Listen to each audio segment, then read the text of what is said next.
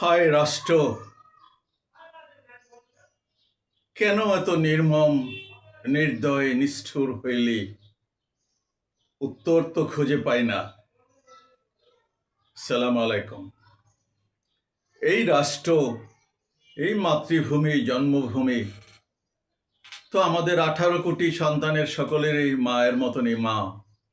আমি তো বলছি, সারা বাংলাদেশের যেখানেই যাই, সেই সেন্ট মার্টিন থেকে, টেকনাফ থেকে নয়, সেন্ট মার্টিন থেকে, তার উপরে ওপাশ সারাদ্বীপ আছে, সেখানে বাংলা বান্ধা, দেখে ভোলাগঞ্জ থেকে, দেখে ভোলাহাট, চাপাই নবাবগঞ্জের, যেখানেই যাই সবখানেই তো মায়ের মুখ দেখতে পাই। শুধু আমি দেখি না, 18 কোটি মানুষ সবাই দেখে। আমার এই রাষ্ট্রকে জিজ্ঞেস করা, আমরা কি কেউ তো সতীনের সন্তান? কেন এত নিষ্ঠুর তুই হস রে রাষ্ট্র? আমার তো মাথায় খেলে না। কেউ তো আমরা তোকে ঘৃণা করি না, দূরে ঠেলে দেই না। যত কিছুই হোক, আফটার অল তোর কোলেই তো আমরা ঘুমাই। কেন এত নিষ্ঠুর হোস? ওসমান হাদি কি অন্যায় করেছিল? শুধু ওসমান হাদি না, এই বাংলাদেশের যত সন্তান অযাচিত, অনাকাঙ্ক্ষিতভাবে নির্যাতনের মুখে, জালিমের হাতে নিহত, নিখোঁজ, গুম হয়েছে, তারা কি অপরাধ করেছিল? তুই তো দায়ী, তুই রাষ্ট্র, তুই তো দায়ী। তুই কি একটা ডাইনি? তুই কি রক্তচোষা কিছু? ওই যে আফ্রিকায় দেখি কালো জাদু করে, মানুষ বলি দেয়, তুই কি সেরকম কোনো রাক্ষস? আমরা তো আস্থা হারাই নেই। আমরা এখনো বিশ্বাস করি যে না, তুই আমাদের মা, তোর উপরেই আমাদের বিশ্বাস, তোর উপরেই আমাদের ভরসা আছে। কিন্তু যে কার্যকলাপ হচ্ছে, হাদি, আমি তো বলছি, আমার মতন যারা কলকবজা এগুলার শেষ, দুই একজন ভালো থাকতে পারে, সেটা ভিন্ন কথা। বাট আমার অভিজ্ঞতা, আমার অন্তর্দৃষ্টি বা দূরদৃষ্টি এটাই বলে যে আমরা অকেজো। এই সারা পৃথিবীতে, শুধু বাংলাদেশে নয়, এক অ্যাপস্টাইন ফাইলেই তো পৃথিবীর সমস্ত কিছু উলট পালট করে দিছে। যারা সজাগ সচেতন আছেন, কি বাদ আছে? কারা ফেরেশতা, কারা ভালো এই পৃথিবীর সন্তান? আমাদের যেমন বাংলাদেশ মা বলি আমরা, সবাই বলে মাদারল্যান্ড, মাতৃভূমি। মায়ের সাথেই তো এটা সম্পর্ক। নামটা তো ওই জন্যই মাদারল্যান্ড দিছে, ফাদারল্যান্ড দেয় নাই, মাদারল্যান্ড দিছে। মাতৃভূমি বাংলায় পিতৃভূমি না মাতৃভূমি বলা হয়। কিন্তু এই পৃথিবী তো সব মানব জাতির মাতৃভূমি, সমস্ত প্রাণীর মাতৃভূমি। এখানে যারা আছে, সেই সন্তানরা কি করতেছে এই পৃথিবী পৃষ্ঠে? মানুষ নরবলি, শিশুদের যৌন নির্যাতন। এইখানে বাংলাদেশ বিমানের একটা সুশিক্ষিত মানুষ, একটা এমডি, একটা 11 বছরের কাজের মেয়ের উপরে পুরা পরিবার মিলে যে নির্যাতন করছে, এটা কি বরদাস্ত করার মতন? তুই কিভাবে বরদাস্ত করস? তোর মুখেই তো এগুলো ঘটতেছে। কি অপরাধ হাদি করেছিল? কি হাদি চেয়েছিল? হাদিকে থাকতে দিলি না, বাঁচতে দিলি না। হাদির যারা খুনি, তাদেরকে বের করার জন্য, তারই উত্তরসূরি, আমার প্রাণপ্রিয় নতুন প্রজন্ম, তোরই সন্তান, তারা দাবি জানাচ্ছে দীর্ঘদিন থেকে। কিচ্ছু করার নাই, কোনো কিছু করার সক্ষমতা তোর নাই। মা কি পারে না সন্তানকে শাসন করতে? বড়ই দুর্ভাগা। এখন তোকে দোষ দিব না আমরা সন্তান, আমরা দায় নেব? আমরাই দায় নেই, আমরাই অক্ষম, আমরাই অথর্ব, আমরাই মানে নিষ্প্রিয়। আমরা আজ হয়তোবা এক পরিস্থিতির শিকার, কিন্তু আমার দৃঢ় বিশ্বাস আমার মতন এগুলো তো শেষ। যারা এই নতুন প্রজন্ম, এই হাদির যারা উত্তরসূরি, হাদিকে যারা ধারণ করে, তারা পিছুপা হবে না, পিছু হটবে না। হাদির স্ত্রী, সন্তান, মা,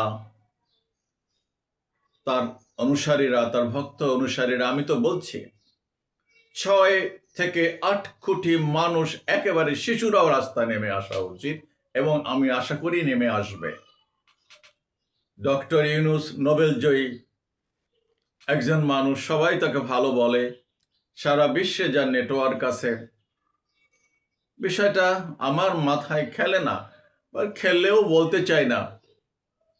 উনি কি এতটাই অথর্ব? উনি কি পঙ্গু? ওনার সাথে তো জাতিসংঘের মহাসচিবের বন্ধুত্ব, গলায় গলায় খাতির। এর আগে একবার জাতিসংঘ একটা ফ্যাক্ট ফাইন্ডিং মিশন দিয়ে 2024 সালের ঘটনার একটা রিপোর্ট দিছে। তো আপনি তো এতটুকু বুদ্ধি আপনার হলো না, আপনি এই হাদির হত্যাকাণ্ড, যে ভাসুরের নাম উচ্চারণ করতে পারবেন না, ভালো কথা উচ্চারণ করেন না, আপনি তো জাতিসংঘকে বলতে পারতেন যে ভাই একটা মিশন পাঠাও, এই হাদি ছেলেটা, হাদির কারণেই তো আপনাকে ক্ষমতায় আসছেন, ক্ষমতার মসনদে বসছেন। এখন তো স্বাস্থ্য টাস্থ্য মাশাআল্লাহ ভালো হয়েছে, বড় চেয়ারে বসেন। একসময় তো কোর্টে হাজিরা দিতে দিতেই আপনার দিন কাটে যেত, পার হয়ে যেত, কত কথা, কত নাকানি চুবানি আপনাকে খেতে হয়েছে। You have forgotten the past. বলছি বাংলার মাকে কি বলবো, আমরা তো সবাই মায়ের সন্তান, একই মায়ের সন্তান, একই কোলে পিঠে বড় হয়েছি। বয়সও আপনার আমার খুব একটা ডিফারেন্স হবে না, সাবজেক্টও এক। কিভাবে আমি ধিক্কার জানাবো আপনাকে? তো ধিক্কার জানাতে চাই না। আপনাকে তো এই ছেলেগুলো মাথায় করে ক্ষমতায় বসাইছিল। আপনি কি অস্বীকার করতে পারেন যে এই ছেলেগুলো আপনাকে সুযোগ দেয় নাই ক্ষমতায় বসার, এই রাষ্ট্রের মসনদে বসার? কিন্তু কি পরিণতি, কি হচ্ছে এখন? এতটুকু করার ক্ষমতা ওরা কি জন্য গেছিল? হাদির ওয়াইফ কেন গেছিল আপনার অফিসের সামনে, আপনার বাসভবনের সামনে? কি এমন সোনা দানা আপনার কাছে চাইতেছিল? চাচ্ছে তো হাদির একটা মৃত্যুর, একটা অপমৃত্যুর, হাদির হত্যার একটা বিচার চাচ্ছে তারা। সে কিভাবে নিহত হলো, কে তাকে হত্যা করলো, সে বিষয়ে একটা ইনভেস্টিগেশন চাচ্ছে। সেটা করতে কি আপনি অক্ষম ছিলেন? বড়ই দুর্ভাগ্য, এগুলোর কোনো উত্তর খুঁজে পাই না। তবে ওই যে কথা আছে না, সোজা আঙ্গুলে ঘি ওঠে না। আমার মনে হয় আমি আহ্বান করব এই 15 থেকে 35 বা আরো নিচে যারা আছে, মানে আজকে যেই বাচ্চা জন্মাইছে সেই বাচ্চাকে যেন মা কোলে করে, বুকে করে রাস্তায় নামে। কারণ ওই বাচ্চার ভবিষ্যতের জন্য তাকে নামতে হবে, আদারওয়াইজ সমস্যা। কারো জীবনের নিরাপত্তা এখানে থাকবে না। ওই যে আরেকটি দেশ আমাদের, তারা নন গ্রেটা নাকি ফ্র্যাটা বলছে, তাদের এখানে বউ বাচ্চা নিয়ে থাকতে পারবে না, অনিরাপদ একটা জায়গা। আর ওই জায়গাটা খুব ভালো, ওখানে তো একেবারে সবাই বেহেশতে আছে, মুসলমান, খ্রিস্টান, অন্য যারা আছে সবাই। বলতে ইচ্ছা করে না কথা। এই দেশ, এই মা, তুই আর এক জায়গায় স্বামী বানাইলে আমরা কি, আমাদের কি এতিম, আমাদের বাপ নাই? অত্যন্ত লজ্জার বিষয়, অত্যন্ত উদ্বেগের বিষয়। যাই হোক, আমার শুধু একটাই বিনীত নিবেদন, এই নতুন প্রজন্ম আমি দেখলাম তারা মোটামুটি ঐক্যবদ্ধ এবং জোরালো প্রতিবাদেই তারা জানাচ্ছে। আমি উদাত্ত আহ্বান জানাবো সমগ্র বাংলাদেশের স্কুল, কলেজ, শিক্ষা প্রতিষ্ঠানের এবং সাধারণ যারা লেখাপড়া করে না এবং যে সমস্ত ছেলে পেলে আছে সুবিধা বঞ্চিত যেখানে অনেকেই তো আছে, প্রত্যেককে বলতেছি বাবা ঐক্যবদ্ধ থাকো এবং এই জুলুমকে খালি হাতে রুখে দাঁড়াও।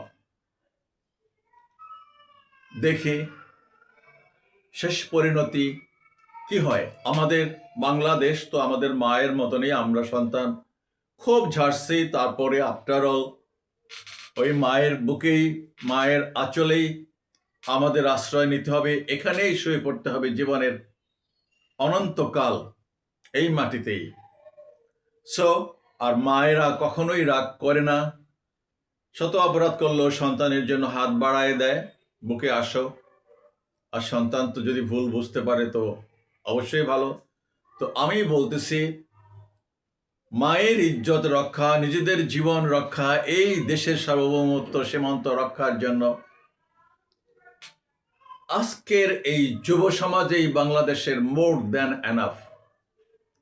খালি সাহস রাখো, ঐক্যবদ্ধ থাকো আর সোজা রাস্তায় চলো।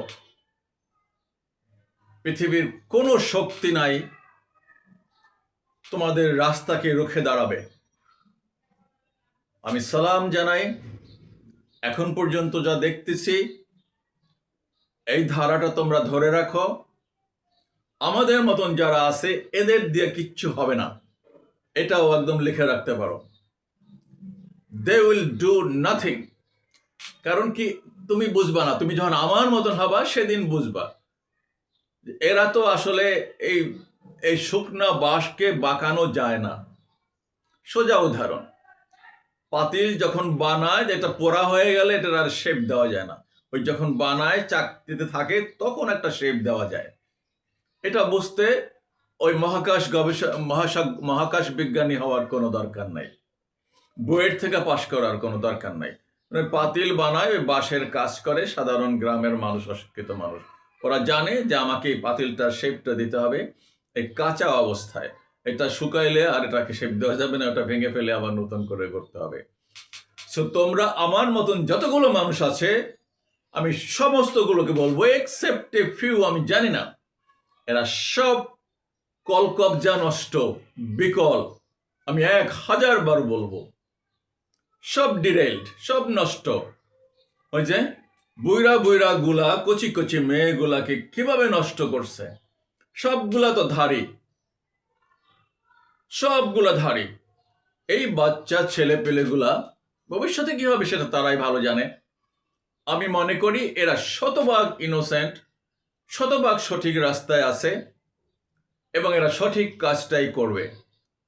সো দু একজন বয়স্ক মানুষের পরামর্শ নেবে, সেটা পরীক্ষা নিরীক্ষা করে চিন্তা ভাবনা করে। এখন পর্যন্ত যা দেখা যাচ্ছে এগুলোর ভিতরে 99% গন, খতম। তোমরা পারবে চালাতে, চেয়ারে বসলে সবাই পারে, বাট 2 নম্বরই ধান্দা করলে কিন্তু বাবা আমি কেন, কেউ তোমাদের পিছনে দাঁড়াবে না। পরিণতি ওই খুলনার সেই এরশাদ শিকদার বা এইখানে যারা যারা এখান থেকে দেশ ছেড়ে চলে গেছে, যারা পলায় আছে, সেই স্বাধীনতার পর থেকে বা স্বাধীনতার আগেও সারা পৃথিবীতে যে ফেরাউন নমরুদের মতনই হবে, একটু ছাড় পাবে না, কোনো বিবেচনা পাবে না। আজকে তো নতুন প্রজন্ম, 50 বছর পরে কি নতুন প্রজন্ম থাকবে? থাকবে না, 10 বছর পরেও থাকবে না। সো সার পাবে না। তো বলতেছি বাবা, ওই রাস্তায়, আঁকা বাঁকা রাস্তায় কোনো শান্তি নাই, সারও পাবে না, মুক্তিও নাই। সুতরাং সোজা পথেই থাকো, সম্মানের জায়গায় থাকো। মানুষ শ্রদ্ধা ভরে হাদির মতন 10 লক্ষ, 15 লক্ষ, 20 লক্ষ মানুষ যাবে জানা যায়, কান্নাকাটি করবে, আল্লাহর কাছে দোয়া করবে, পরকালের শান্তিতে থাকবে। এটাই স্বাভাবিক, এটাই বাস্তবতা, এটাই নিয়ম। আল্লাহ হাফেজ, সালাম আলাইকুম।